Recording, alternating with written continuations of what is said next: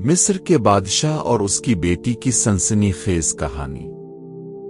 یہ کہانی قدیم مصر کے ایک طاقتور بادشاہ فرعون ایمیفس کی ہے، جس کی بیٹی نیفریا اپنی خوبصورتی اور ذہانت کے باعث پورے مصر میں مشہور تھی۔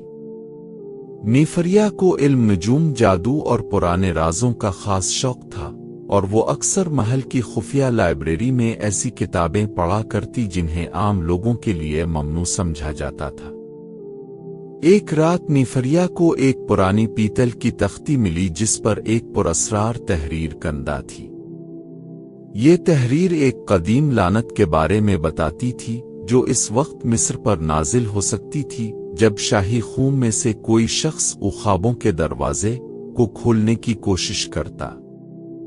نیفریا کو ان باتوں پر یقین نہیں تھا۔ اس نے اپنے باپ بادشاہ ایمیفس کو بتایا، مگر بادشاہ نے اسے محض دیومالائی کہانی قرار دے کر نظر انداز کر دیا۔ نیفریا کی تجسس بڑھتی گئی اور ایک رات وہ محل کے نیچے خفیہ تہ خانے میں جا پہنچی۔ وہاں اسے ایک قدیم پتھر کا دروازہ ملا جس پر وہی تحریری نشان تھے جو اس نے پیتل کی تختی پر دیکھے تھے۔ جیسے ہی نیفریا نے دروازے کو چھوا، پورا کمرہ لرزنے لگا اور دروازہ خود بخود کھل گیا۔ اگلی صبح بادشاہ ایمیفس شدید بیمار پڑ گیا، اس کا جسم نیلا پڑنے لگا اور اس کے دربار میں خوف و ہراس پھیل گیا۔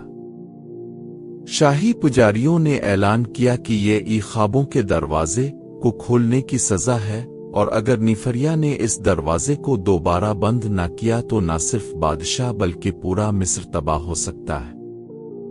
نیفریا نے فیصلہ کیا کہ وہ اپنی غلطی سدھارے گی۔ وہ ایک بار پھر اس خفیہ تہ خانے میں گئی اور مقدس الفاظ دہرا کر دروازے کو بند کرنے کی کوشش کی، مگر دروازہ بند نہیں ہوا۔ اچانک اسے تختی کی آخری سطر یاد آئی، صرف شاہی خون کی قربانی دروازے کو ہمیشہ کے لیے سیل کر سکتی ہے۔ اپنے باپ اور سلطنت کو بچانے کے لیے نیفریا نے اپنے ہاتھ میں ایک شاہی خنجر لیا اور خود کو قربان کر دیا۔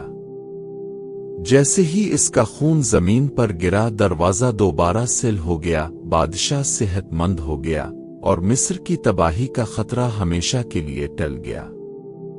نیفریا کی قربانی کو یاد رکھنے کے لیے بادشاہ ایمیفس نے ایک شاندار مقبرہ تعمیر کروایا جس پر لکھا تھا، وہ جو سب کے لیے جیتی رہی اور سب کو بچانے کے لیے مر گئی۔